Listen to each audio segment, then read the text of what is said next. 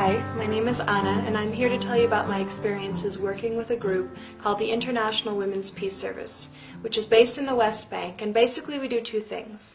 First of all, we're there to document human rights abuses in the region, and second of all, we're there to support nonviolent resistance to the occupation. And I'll be telling you more about what this occupation looks like in the presentation, but before I do so, just a little bit about myself. I'm a Jewish American, and I originally got into this work when I was living in Turkey, and I would take trips through the Middle East during my vacations. I was in Iran, in Syria, and Lebanon, and along my way I was taken in by families, many of them Palestinian refugees, and through my friendships with these people that I met along the way, I began to hear for the first time a whole different sort of version of the history and present of Israel and Palestine, utterly different from anything that I'd ever learned growing up as a Jewish American. And I was very disturbed, alarmed by what I heard. I didn't believe it. I thought it was all propaganda. But it sort of planted a seed, and I began to do some of my own research and eventually decided to go to Palestine to see with my own eyes what was happening. And that's when I took my first trip to Palestine. And that's what I'd like to tell you about, is what I found when I got there. I'm not here to give sort of a sweeping analysis of the entire history of the conflict. I'm not here to give every single perspective on the issue. I'm here to give my perspective as a Jewish American who spent 5 months working in the West Bank. Now, when I first got to Palestine, there were, of course, many sort of surprises along the way, but one of the first ones was just aesthetically the way Palestine looked. I guess I'd imagined the Middle East to be sort of rolling sand dunes, barren desert land, and when I got there, I realized that Palestine was actually very beautiful. This is a picture showing Palestine in the springtime. You can see how fertile and green the land is. But beyond showing how beautiful it is, I actually think that this photograph captures what I have come to believe is really at the heart of the Israel-Palestine conflict. A lot of people have sort of a perception of this issue as being kind of an age-old rivalry between Jews and Muslims, something that's been going on for thousands of years and will continue for thousands more because at its heart are these sort of deep religious differences. And one of the first realizations that I came to when I got to Palestine was that for the most part, this really is not a war about religion. This is a war about land, about water, about resources. And I hope that my reasons for coming to those conclusions will be clear in this presentation. Now, to get you oriented, here's a map of the Middle East. Israel and Palestine are located in the Middle East. That tiny little purple and white sliver there, here's a larger version of that map. And the beige areas in this map indicate the de facto internationally recognized borders of the State of Israel. Meanwhile, the pink areas on the right and left are the two land masses making up the Palestinian territories occupied in 1967. And they are on the left, the Gaza Strip, and on the right, the West Bank. And I was living in a town, in a village in the West Bank, and the photographs and stories from this presentation were taken from the West Bank. So, as I said, these are known as the occupied Palestinian territories. Occupied, what does that word mean, right? Well, the purpose of my presentation is to tell you about this occupation. And the first part of my talk is just explaining the structures of the occupation. What is it composed of? I'll be talking about restricted movement, checkpoints and roadblocks.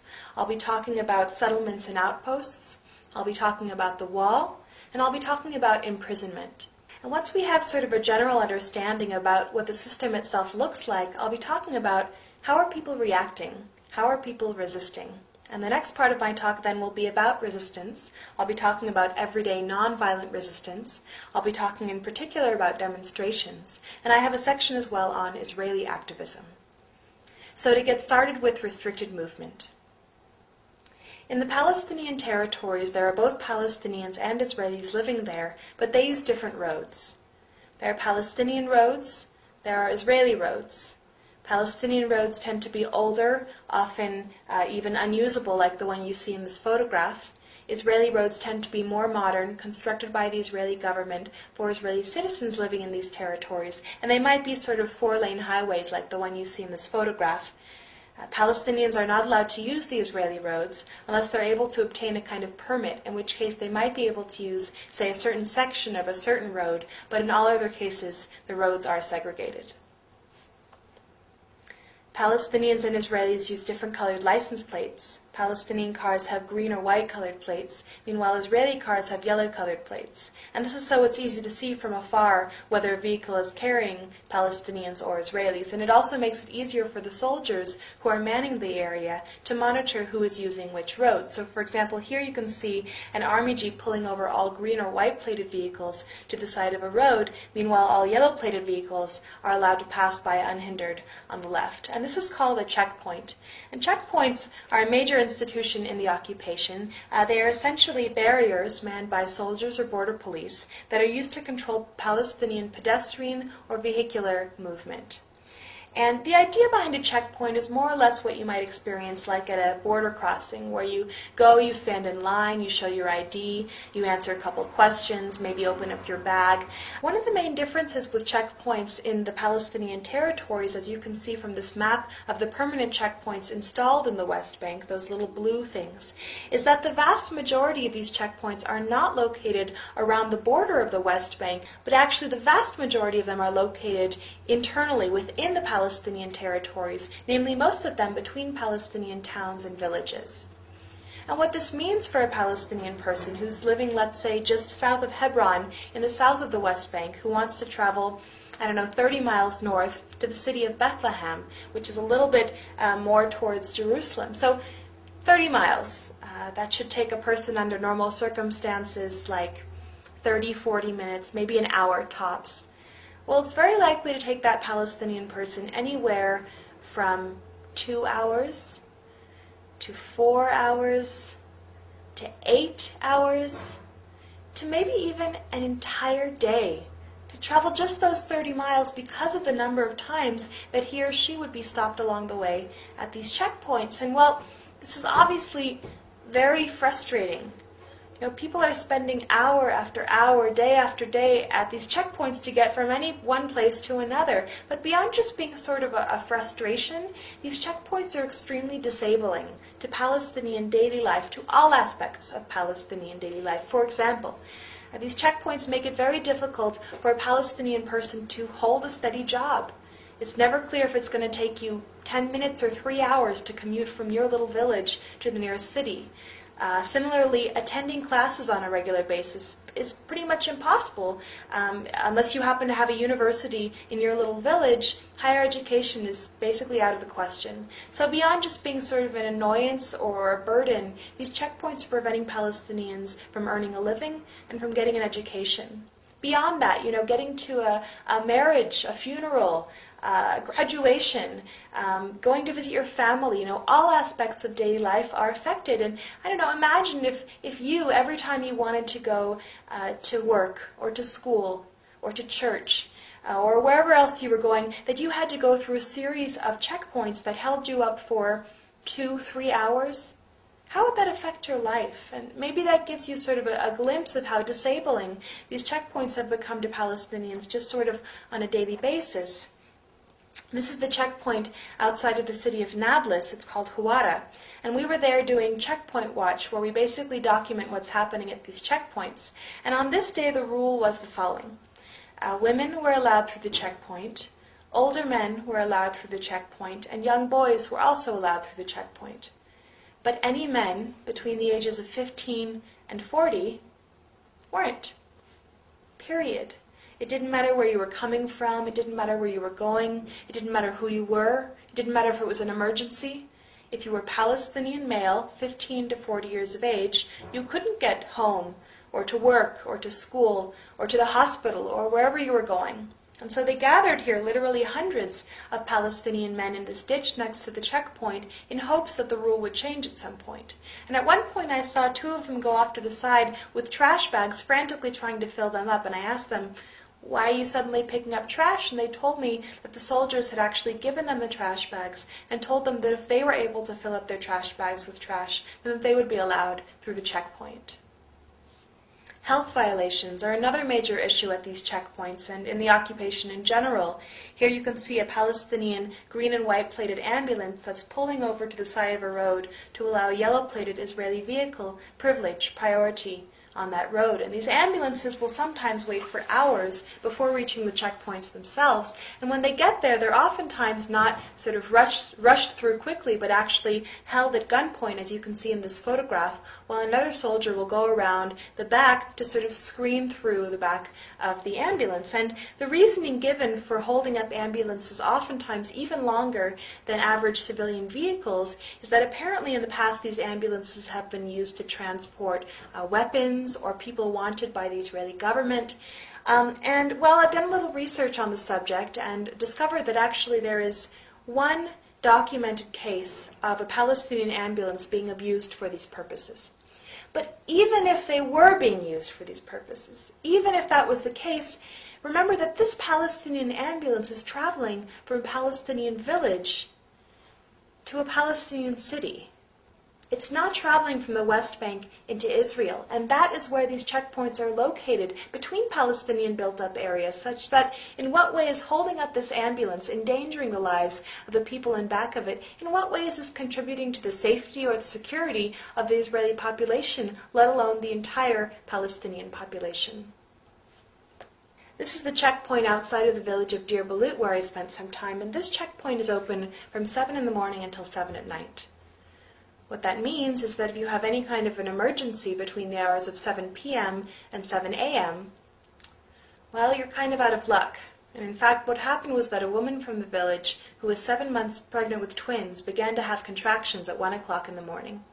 Her husband drove her frantically to the checkpoint, which they needed to cross to reach the nearest hospital in the city of Ramallah, an hour away.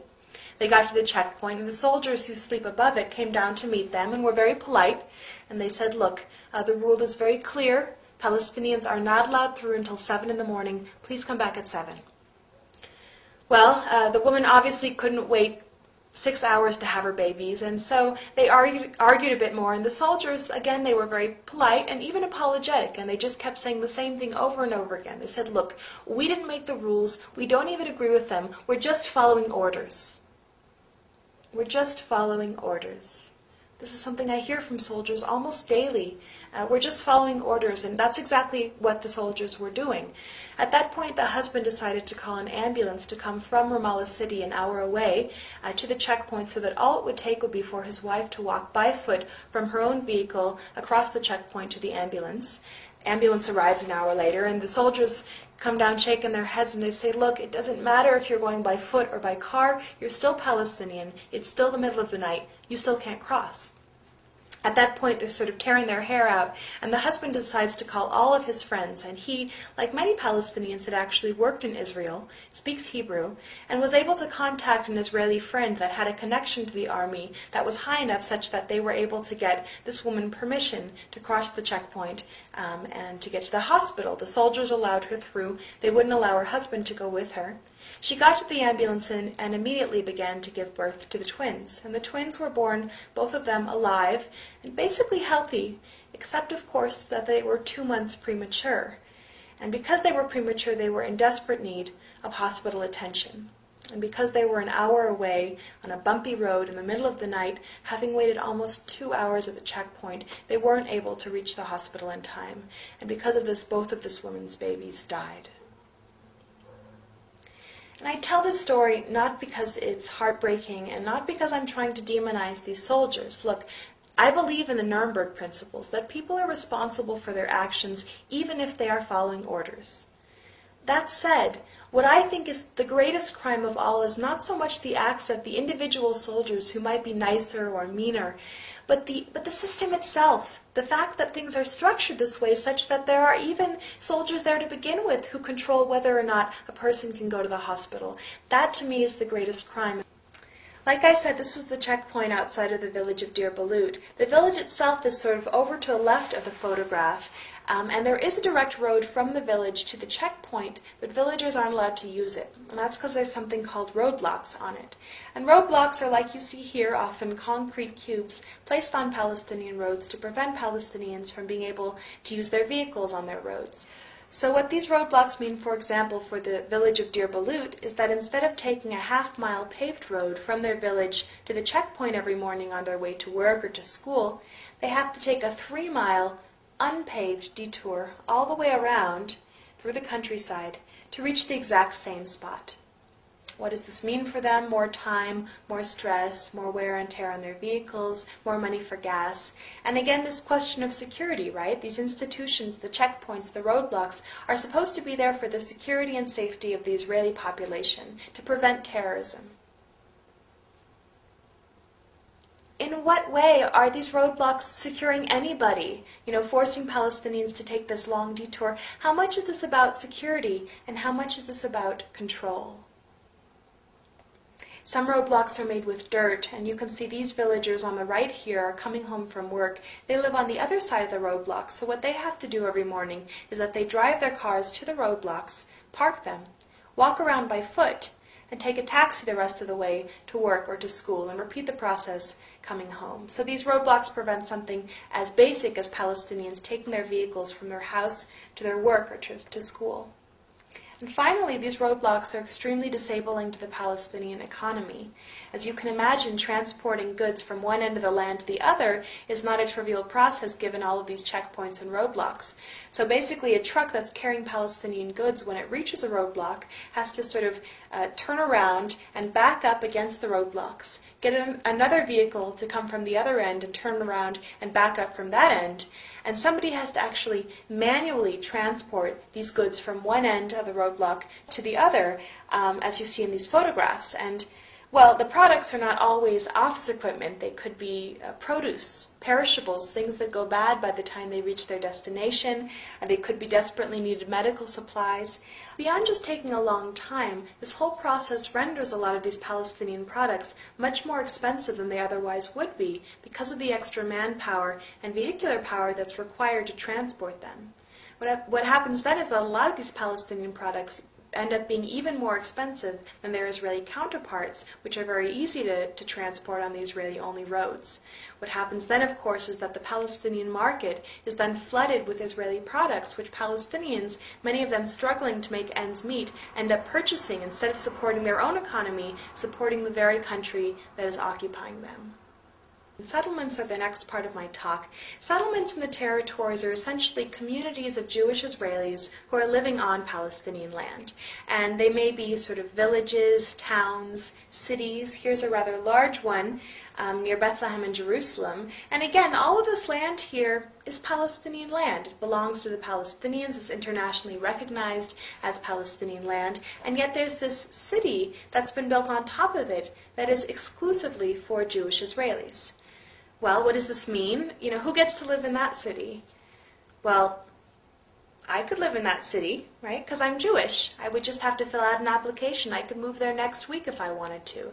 And yet the farmers, the Palestinians that own the land that the city was built on, aren't allowed to live in it. Now, this process is nothing new. It's happened throughout history, all over the world, and there's a name for it. It's called colonization. And it's interesting that in English and in Hebrew we have this kind of benign word, settlements, whereas in many languages, like French, for example, these settlements are called colonies, and that's exactly what they are.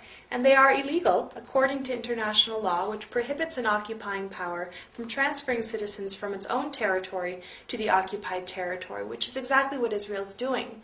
Instead of working against the system, though, Israel actually promotes it, as you can see in this photograph, which shows a billboard on an Israeli-only road in the Palestinian territories, and it basically says, it's in Hebrew, it says, "Now more than ever," and underneath it says, basically, if you come to our community, to Ariel, which is a settlement, if you come to live in Ariel, you will be rewarded with 100,000 Israeli shekels. That's more than 20,000 US dollars.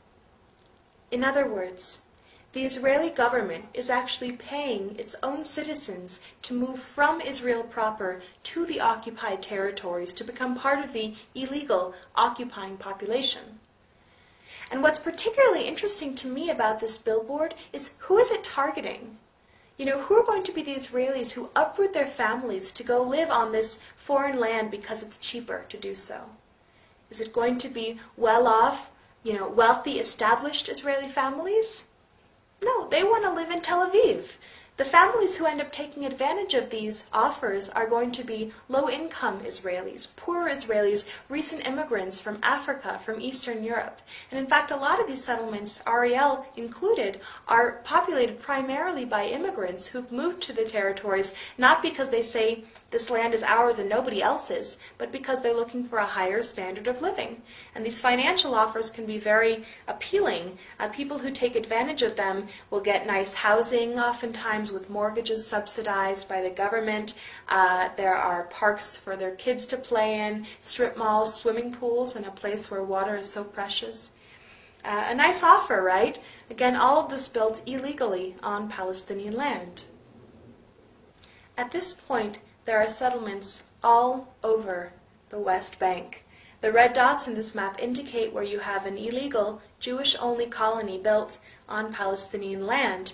And of course, coming along with the settlements and colonies is the road network. And here you can see it's just a handful of them, but the way those blue roads and highways really chop up, compartmentalize that Palestinian landscape. Remember, of course, that these roads were built illegally on Palestinian land, and that the Palestinians owning the land that they were built on, for the most part, aren't even allowed to use them because of the segregated road system.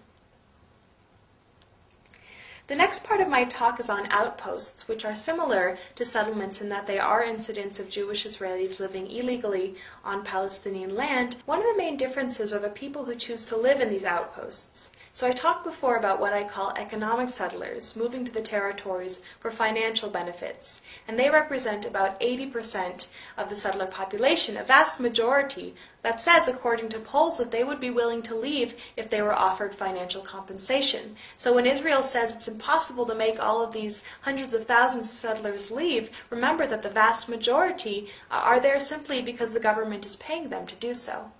The remaining 20% of the settler population are often called ideological settlers, moving to the territories not for money, but because of their beliefs. And many of them believe that the land in the West Bank and Gaza belongs to the Jewish people, for oftentimes religious reasons or maybe political reasons. And according to many of these people, the Palestinians are the ones who are occupying this land, Jewish land. And so they will actually come in the middle of the night with trailers and simply establish themselves on a plot of Palestinian land and say, we're not leaving, this land belongs to us. Well, a farmer wakes up the next morning and there's an outpost on his land, and while the Israeli government says that it doesn't condone this kind of practice, it doesn't do a whole lot to prevent the settlers from coming or to make them leave. And so over time, these outposts begin to grow. More settlers move into them. Eventually they want a school for their children. They want a fence around them for security. They want a road to connect them to Israel. And over time what you have is it's no longer an outpost. It's a new settlement. And that's the way a lot of these settlements were originally founded and grew into what they are today.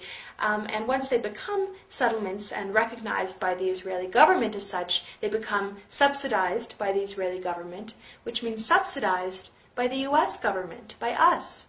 The U.S. government gives Israel between 3 and 5 billion American tax dollars every year. That's more than $10 million every single day. That is going towards upholding these illegal practices. And, this may seem like something kind of on the other side of the world, has nothing to do with us as Americans, but we are the ones paying for this. We have a right, we have a responsibility to know where our tax dollars are going and to ensure that they are not being used to violate human rights, international law, and even U.S. law.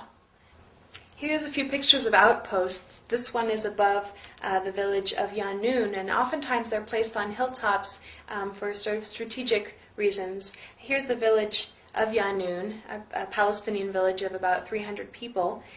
Here's one of the homes in the village, and again you can see up top there the outpost. And as I mentioned before, a lot of the settlers living in these outposts don't really think the Palestinians have any right to be where they are. And so they'll actually come down with large weapons even to try and threaten the villagers, to try to make them leave their homes and land. Here's a picture of one of these armed settlers that's come down to threaten a villager picking her olives. In the past, these settlers have beaten up numerous villagers. They've poked a young boy's eye out of his face. They've beaten an old woman with her walking stick. They've killed a villager. They've stolen olives. Keep in mind, of course, that Palestinians in this part of the world are not allowed to have any kind of weapons. Now, clearly, some Palestinians do manage to get weapons. We hear about it in the media, but the vast majority of Palestinians don't. They don't have anything to defend themselves with besides stones or their bodies. Meanwhile, Israeli soldiers and civilians, these settlers, are oftentimes carrying around these large weapons. So that's the kind of balance of power that you feel going into the territories. The settlers have burned the village generator so that the Yanun villagers didn't have any more electricity. And this is the Yanun water source where settlers have come down. They've urinated in the water source. They've poisoned it with dead chickens. Anything to try to make the villagers leave. And at the end of 2002, the village of Yanun came together to make a decision about this issue. And what they decided was that they were going to leave. They decided to abandon their ancestral homes and land because they felt so threatened by the settler presence. And one day they picked up and left, all 300 of them. Well, the international and Israeli peace communities heard about what had happened in Yanun and went to the villagers staying in a nearby town with an offer.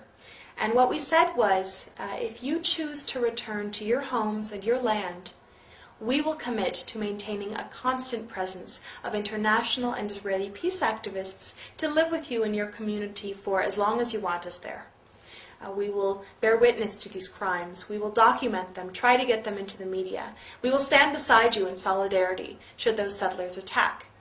And about a third of the villagers accepted our offer and have come back to their homes, almost 100 of them. And living along with them now are these international and Israeli peace activists. And this is a picture of one of those activists. His name's David. He's a friend of mine.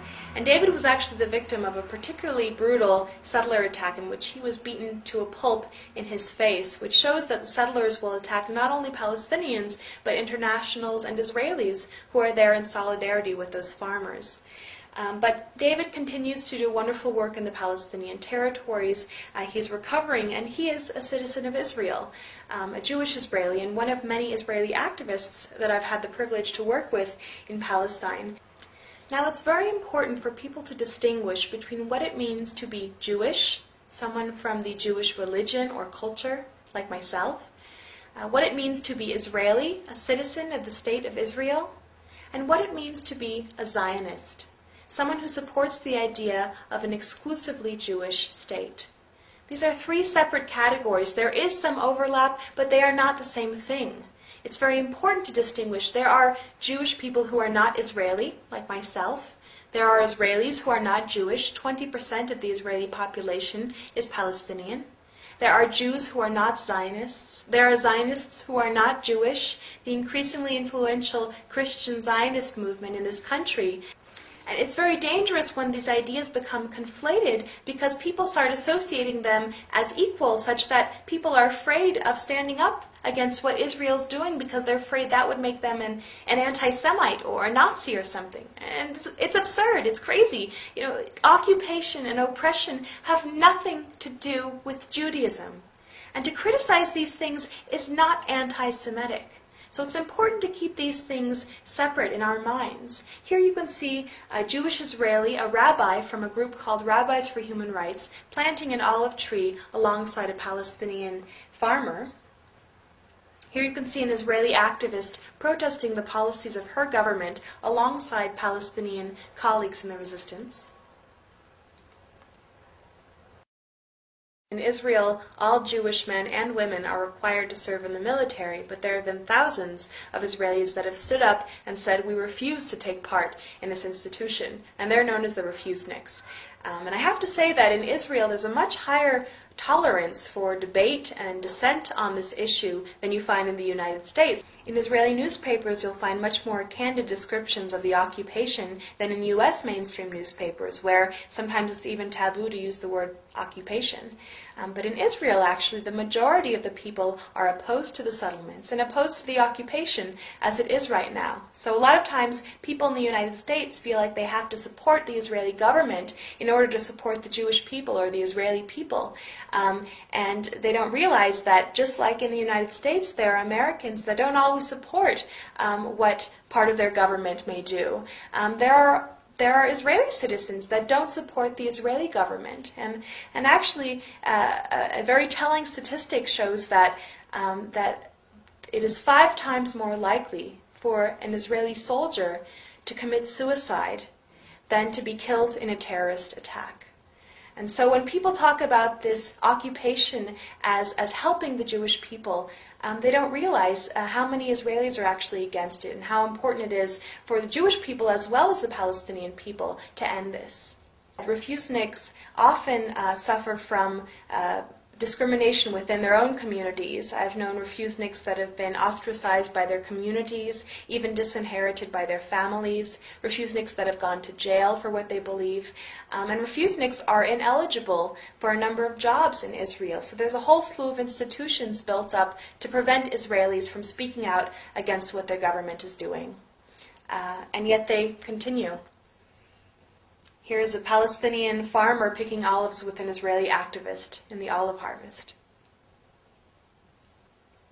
I'd like to bring us back to the main outline. We've talked about restricted movement, we've talked about settlements and outposts, and down at the bottom there we've talked about Israeli activism. And I'd like to begin now talking about the wall before getting into imprisonment and, of course, resistance. So, the wall. This is a picture of the wall that Israel's building. That's me and a friend standing in front of it. And this is what it looks like in urban areas. It's 25-foot concrete. And oftentimes in the newspapers you'll find it's not called a wall. Instead they call it a security fence. And a lot of people really believe that this is a security means. It's to prevent terrorism. And I've talked to people who say, well, look, it's very sad to have a wall and everything, but we've been fighting for so long, and all we want is peace. And maybe if we just stick up a wall between the two sides, they'll stop fighting each other. They'll stop killing each other. Well, this is an interesting question, right? Does separation, does segregation bring peace? Also interesting is that a lot of the people that support the wall, it turns out, if you ask them, may not have ever actually seen a map of where the wall is being built. And this is really critical to understanding the intention behind and what the effects are actually going to be of this wall. So, if you were going to build a wall between your house and your neighbor's house, where would you build it? Along the property line, right? Or maybe a little bit on your territory. Well, take a look at where Israel is building this wall.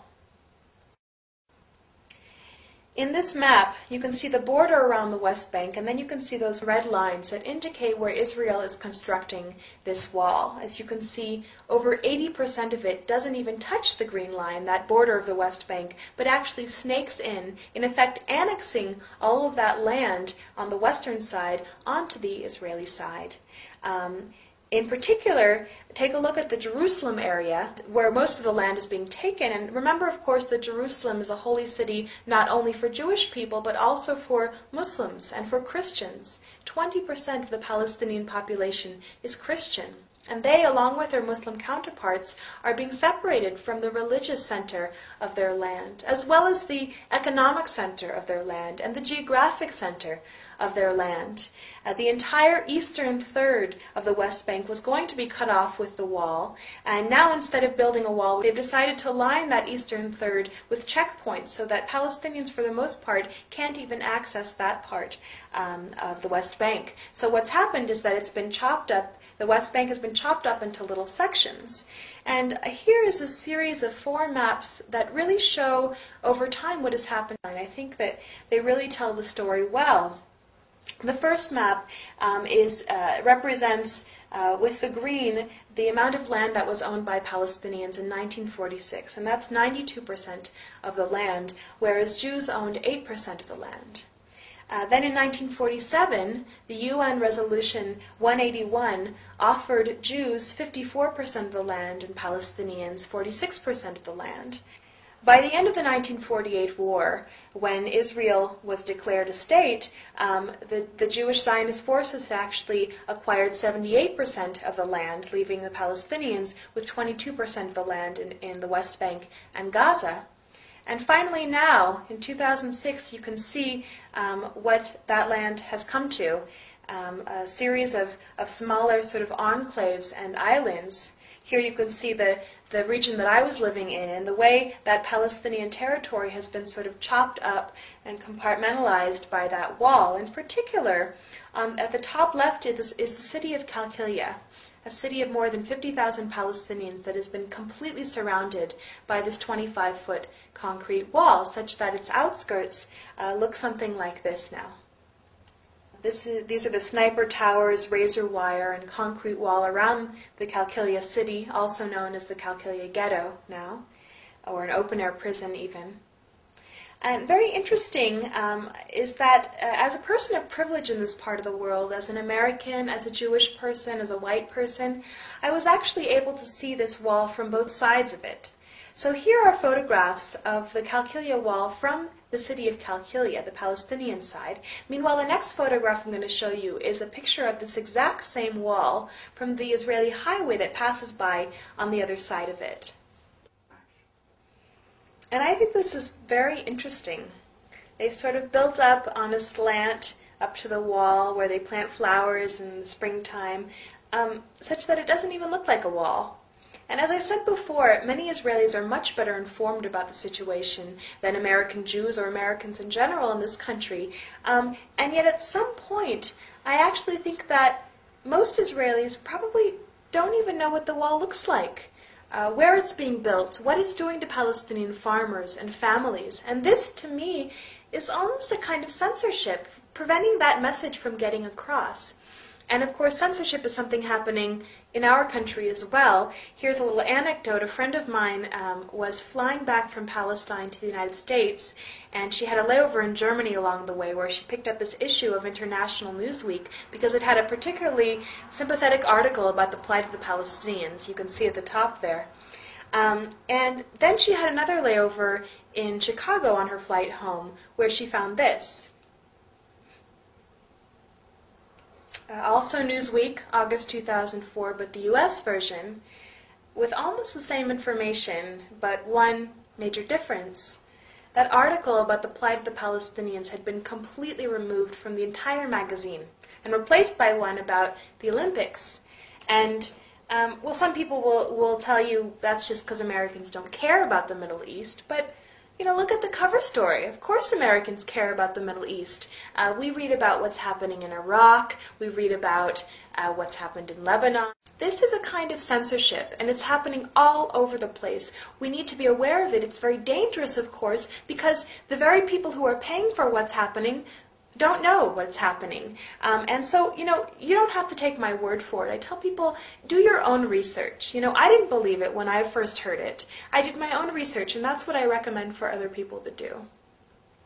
Now, another kind of censorship is just also in the wording. So, for example, instead of calling it a wall, calling it a fence. And, well, to be fair, in rural parts of Palestine, the wall looks like this. At its base is wire fence.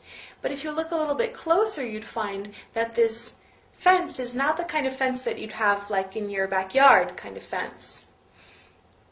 Much of it is reinforced with heavy-duty electric wire and almost everywhere with razor wire. Back to the concrete areas. This is Abu Dis, a neighborhood of East Jerusalem. And what I want to illustrate here is that when you have a Palestinian built-up area and an Israeli settlement in the Palestinian territories, the wall won't be built, first of all, along the actual border, or even right in between the Palestinian town or village and the nearest settlement, or even sort of right up against the settlement to just get it onto the Israeli side. But oftentimes, in my experience, they'll build the wall as close as possible to the Palestinian built-up area so that not only the settlement, but all the land between the settlement and the nearest Palestinian town or village also ends up on the Israeli side. And this land, you know, it's not just pretty land to have a picnic on once in a while. This land is usually the land that farmers and families in surrounding areas have been living off of for generations or even hundreds of years. This is their livelihoods that's being taken away from them. One of the things I do with IWPS is actually accompanying farmers to their land that has now been stranded on the other side of the wall or checkpoints. And Israel says that although it's cutting off farmers from their land, it will allow them through at certain times with a certain kind of permit. Well, this is a man that I accompanied to the gate of the wall in hopes of getting to his land, and he had gone to acquire one of these permits to get to his own land. And he actually had papers as well dating back to the Ottoman era proving that he was the owner of that land on the other side, that he could see through but he couldn't get to when he wanted to. Well, we went together and we waited for 2 days, trying to flag down any jeep that would pass by, hoping that soldiers would let us pass, and they wouldn't. And this man, he didn't even want to go to pick his olives. He just wanted to go to be on his land. He said, I just want to sit under my trees. And he couldn't. So another thing that people are cut off from is each other. So sometimes if you have a house on the outskirts of a village, because they build the wall right up against the village, that house will end up on the wrong side of the wall. And that's exactly what happened to my friend Munira, who lives in this house. In front of it, you can see that 25-foot concrete wall separating Munira and her husband and their 6 children from their village, from their community. Behind the house is another wall separating the family from the nearest settlement. And on the right and left sides of the house are 2 more fences separating the family from their own land that has been annexed by Israel. So Munira and her family are basically living in a kind of cage. Here's the gate to the cage. You can see it's manned by soldiers, so people who want to visit Munira, whom you can see in the back with one of her kids, have to sort of hope that the soldiers are in a good mood and will let them through. Munira at this point hardly dares to leave her cage because she and her husband have been served something called demolition papers, which means that the Israeli army actually intends to demolish their home. And many people actually consider Munira sort of lucky because oftentimes if a house is in the way of an expanding settlement or road or the wall, they won't bother building a whole fence around it and getting a soldier to come man it, but they'll actually bulldoze that house. And so Munira is actually afraid to leave her house for fear that she could come back and it would be gone, not that they wouldn't bulldoze a house with people there, which they've done in the past as well. But anyway, here's a picture of the family. That's Munira on the left, her husband Hani on the right, and one of their 6 children. Well, Hani and his family actually originally came to Massa, the village where he lives with Munira, in 1948 as refugees of the 1948 war. The majority of the people living on the land that the UN designated for a Jewish state in 1947, the majority of the people living there were not Jewish. And Zionist forces actually expelled 750,000 Palestinians from their homes to surrounding areas in the West Bank and Gaza and in the diaspora. And Hani and his family, for example, were homeless for 10 years before they were able to finally save up enough money to buy themselves some land and build themselves a home. Hani says that he built this home with his own hands for his family. So just to keep things in perspective, what this demolition order, what this wall, what this occupation, what these things are doing are threatening to make Hani and families like his refugees for the 2nd time in recent history. Keep in mind that 60% of the Palestinians living in the West Bank and Gaza are already refugees, having lost almost everything already. So keep that in mind when you hear people say things like, Palestinians just aren't willing to compromise. And I don't know about you, but looking at this family and all the Palestinians I worked with during my time in Palestine, what I kept thinking was just, how long can people live like this? You know, how long can people endure this kind of a system before rising up, standing up for their rights, resisting? Well, of course, the answer is that Palestinians are and have been resisting for a very long time. We hear about one kind of resistance, violent resistance, suicide bombers that kill innocent Israelis. And people are always asking me, Anna, why are Palestinians always resisting with bombs? Why are they always strapping bombs to themselves, trying to kill as many Israelis as possible? Why don't they use nonviolent resistance, like Martin Luther King talked about, like Gandhi talked about? Where are those things happening? Well, the answer is that Palestinians are and have been using non-violent resistance, not just once in a while, not just here and there, but literally almost every second of almost every single day of their lives. Just think about it for a moment. Think about Munira and her family. Simply staying in their home. Simply saying, look, you've taken our land, you've taken our freedom, but you will not take our home, is a kind of resistance, and it is nonviolent. This is nonviolent resistance. Think about the villagers of Yanun who've come back to their homes and their land. They know that they could be beaten up, they know that they could even be killed by the settlers, but they also know that it is their right to be in their homes on their land, and they're coming back to defend that right. This is nonviolent resistance. And in my opinion, any attempt on the part of Palestinians to maintain any kind of normalcy or dignity in their daily lives in spite of this occupation is a kind of resistance to that system. It's just not something you ever hear about in the newspapers and media. And here's a couple other examples of everyday nonviolent resistance in Palestine. Here's a group of women from the Tulkarm region who've been cut off from their trees by the wall. They've lost their livelihoods, so they've formed an embroidery cooperative to sell embroidery to support themselves and their families.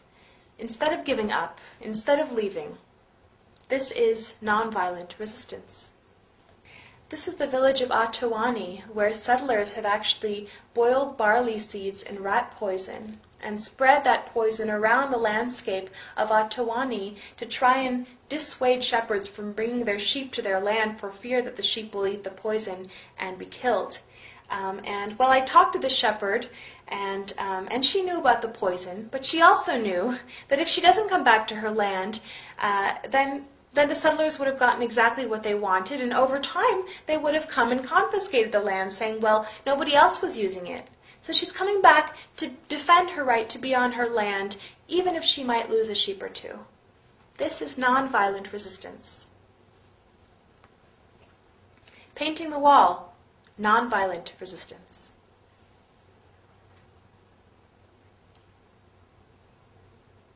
Climbing the wall is nonviolent resistance. Here's a young boy who's building his own roadblock out of rocks and wire that he found in his village. And he told me, Anna, I'm going to build a roadblock so that the jeeps can't raid my village tonight. This is nonviolent resistance. And finally, demonstrations are a kind of resistance happening almost daily in Palestine. We just don't hear very much about them, where communities of Palestinians will march down to the land that is being threatened. Here you can see a farmer trying to explain to the soldiers that have been placed there to basically protect the bulldozers that are uprooting the trees. He's trying to explain to them that the trees being uprooted belong to him and his family and have for generations. This is something else you might see at a demonstration, Palestinians who've come together to pray on their land. And I find it particularly moving, given that for many of these Palestinians, this could be their last chance to ever be on their land. And they're choosing to spend these final moments together as a community, in silence, in worship on their land. Now, although most of these demonstrations are primarily peaceful, they are often met with a great deal of violence from the soldiers who throw tear gas or sound bombs. There are sometimes rubber bullets or even live ammunition used against nonviolent demonstrators. There is also sometimes violence from the Palestinian side. Here you can see a picture of a Palestinian boy who's picked up a stone and is throwing it at Israeli soldiers and jeeps at a demonstration. And I include it not because stone throwing has anything to do with my work with IWPS, it doesn't, but first of all because it is the reality. There are stones thrown at these demonstrations. And second of all, to give it a little bit of perspective. So the stone throwing that you see here is used as the justification for the mass imprisonment of young Palestinian men who are put in jail for throwing these stones. And Well, I would agree that a stone is definitely a weapon, right? You know, you can kill somebody with a stone, no question about it, but we don't get much sort of context in which these stones are actually thrown. So, for example, this boy, he hasn't sort of gathered up a bunch of stones and snuck across the border into Israel to stone as many Israelis as possible because he hates Jews. This boy is in his village, and he's watching jeeps and bulldozers surround his village, uproot his trees, and build a wall around his community. And he's picking up a stone and throwing it at those jeeps, at those bulldozers. And I guess I would just ask you, if someone were to come into your home and start carrying out your television, and then your stereo, and then your computer, at one point, would you pick up a lamp and throw it at them? It's not about justifying, it's about being realistic. What would you expect of yourself in that situation, and how does it compare to what you expect of the Palestinians in the situation they're in right now with the wall? Like I said, many of these kids end up in jail. Here are 5 kids from the village of Marda, near where I lived, and a jeep was raiding their village one night, and they threw stones at the jeep. No soldiers were hurt. In fact, very few soldiers have actually been hurt by these stones because they're usually thrown from very far away for fear of being arrested. And in fact, these 5 kids were picked up for stone throwing and put into jail for 6 months. More than 340 Palestinian children and 9,500 adult Palestinian political prisoners are being held in Israeli prisons today. More than 10% of these are what are called administrative detainees, which means that they can be held without charge indefinitely. And I was once walking in Ramallah where I found a silent procession of people holding photographs of their loved ones being held in Israeli prisons. So they asked me to show them to the people of America, so that's what I'm doing.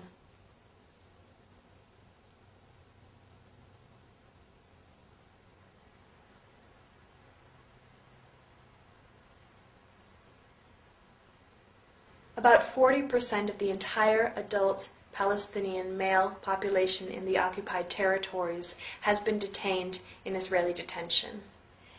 Torture and humiliation are systematic, according to Amnesty International. And I guess what I find so incredible is that in spite of the systematic imprisonment of Palestinians involved in violent and non-violent resistance, in spite of the checkpoints and the roadblocks and the settlements and the outposts and the wall and the land confiscation, in spite of all of these things, that Palestinians continue to resist, continue to stand up for their rights.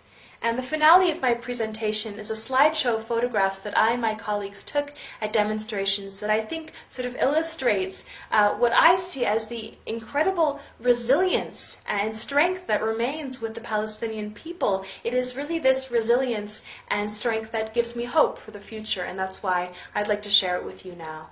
Thank you.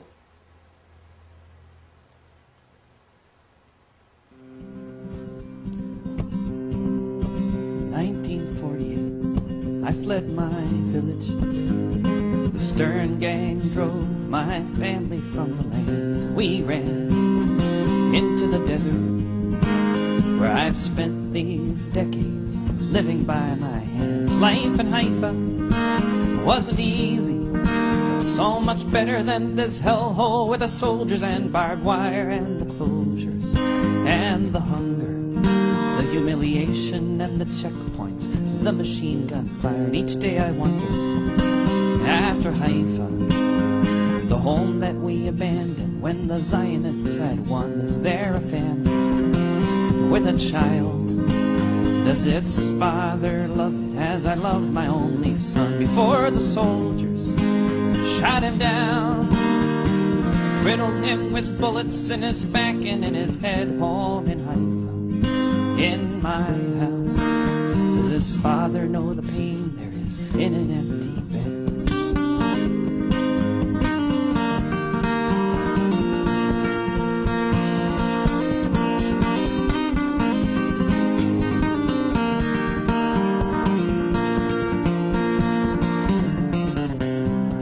In 1960, Tigris River for this foreign place. I had to leave home. I didn't want to, but they were rounding up the leftists and the papers had my face. And my son, a student leader on the streets of Baghdad, was nowhere to be found. So I walked through the mountains, just the shirt upon my back, knowing not where I was bound. Now here I am, this town of Haifa, in this little house, but at least I'm still alive. And each day I wonder, how is Baghdad? Would I recognize my friends if any did indeed survive? It took a long time, but I made a life here, and I wish my son could be here in this town upon the shore. I was with my wife, it was the Sabbath, when an old Arab couple knocked upon our door.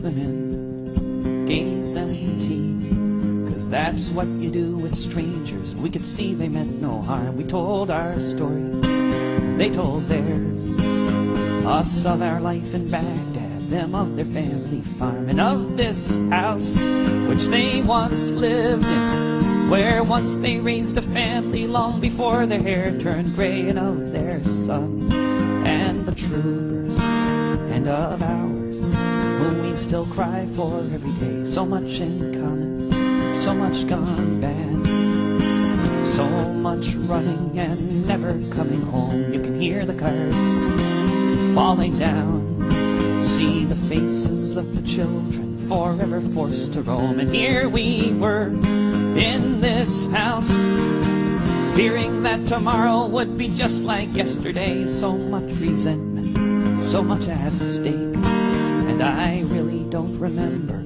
who was the first to say, in one world, in one village, in one home, let us live together. In one world, in one village, in one home, let us live together. In one world, in one village, in one home, let us live together. In one world.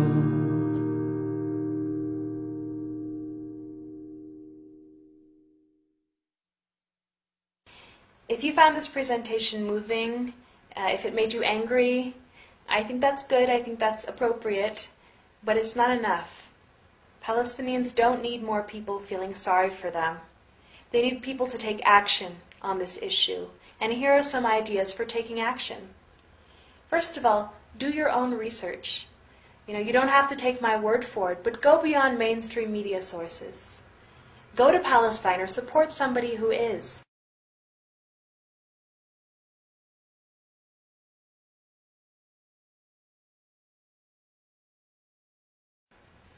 But you don't have to go to Palestine to be effective on this issue. You can get involved locally. Join a divestment campaign based on the divestment move used against South Africa during apartheid, saying as long as you're committing these violations of international law and human rights so systematically, it won't be us who pays for it. You can join a Palestine solidarity group. You can write letters to your local media if you find that what's reported is biased. Call or write or even visit your representatives. Tell them what you think. Let them know that their constituents care about this issue. And finally, talk to your friends and family. Ask people in your community, do they know about the wall? Do they know about what's happening in Israel and Palestine? You have the power to affect people in your community, so use it to ensure security and peace and justice for all people in the Middle East, no matter who.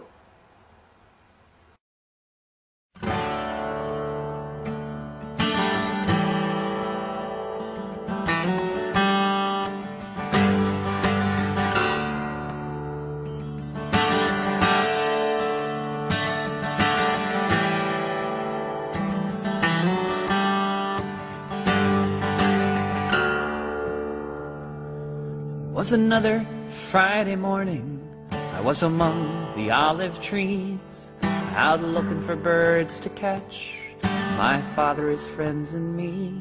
I had my string and net and a nimble eye there beside the farmer's field where the songbirds fly.